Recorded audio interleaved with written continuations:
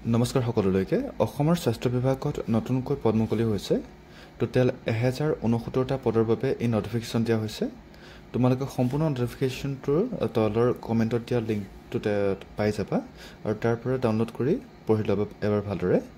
online application start হ'ব ইয়াৰ বাবে আপোনাৰ 11 নৱেম্বৰৰ পৰা ষ্টাৰ্ট হ'ব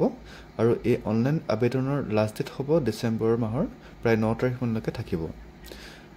এই জবটোৰ বাবে আপোনালোকৰ ম্যাক্সিমাম কোৱালিফিকেশ্যন থাকিব লাগিব 10th pass age limit category wise বেলেগ দিয়া হৈছে কিন্তু সময়সীমাৰ যেটো বান্ধি দিয়া হৈছে হেতু 2024 চনৰ জানুৱাৰী মাহৰ 1 তাৰিখলৈকে দিয়া হৈছে এজ ৰিলেক্সেশনৰ কাৰণে দিয়া হৈছে যেটো আনৰিজাৰ্ভডৰ বাবে দিয়া হৈছে 18 বছৰ মিনিমাম হ'ব লাগিব আৰু ম্যাক্সিমাম থাকিব লাগিব 40 বছৰলৈকে ওবিসি বা এমওবিসিৰ কাৰণে মিনিমাম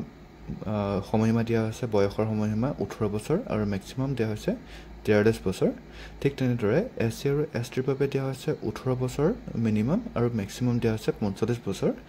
আৰু পিডব্লিউডিৰ বাবে হ'ব লাগিব 18 বছৰৰ পৰা 50 বছৰ ভিতৰত হ'ব লাগিব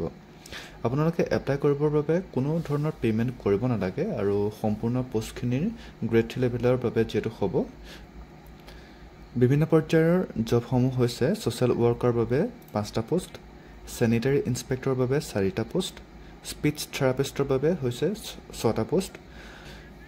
পাম্প অপাৰেটৰৰ বাবে 1টা পোষ্ট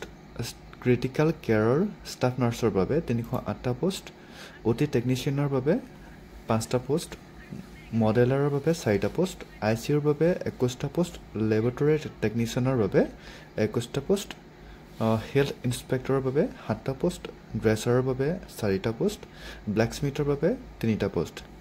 এনেদৰে টোটাল 61টা মান ক্যাটাগৰিত পোষ্ট ওলাইছে সো এবাৰ ভালদৰে এবাৰ চেক কৰি ল'ব সকলো কিয়নো সকলো কৈ দিলে বহুত দীঘলীয়া হৈ যাব যেটো ভিডিওটো সো সেইকাৰণে জনাখনে এই পোষ্টখিনিৰ বাবে পে স্কেল থাকিব 14000 পৰা 70000 লৈকে স্যালাৰি হ'ব তাৰ লগতে গ্ৰেড পে হ'ব 6200 পৰা 7200 লৈকে হ'ব সিলেকশন প্ৰসেছৰ বাবে অফিচিয়েল ওয়েবসাইটতে সকলো নটিফিকেশ্যন দিয়া হ'ব যেটো বৰ্তমানলৈকে দিয়া হোৱা নাই গতিকে আপোনালোকে চেক কৰি থব পাৰিব আৰু নতুবা যেতিয়া নটিফিকেশ্যনখিনি দিয়া হ'ব তেতিয়া নিশ্চয়কৈ এটা নতুন ভিডিও দিয়া হ'ব এই চেনেলতে আপোনালোকে তাৰ বাবে আপোনালোকে চেনেলটো সাবস্ক্ৰাইব কৰি থব পাৰিব আৰু নটিফিকেশ্যনখিনি অন কৰি থব পাৰিব যাতে অন টাইম আপোনালোকে নটিফিকেশ্যনখিনি পাব পাৰে ঠিক আছে ধন্যবাদ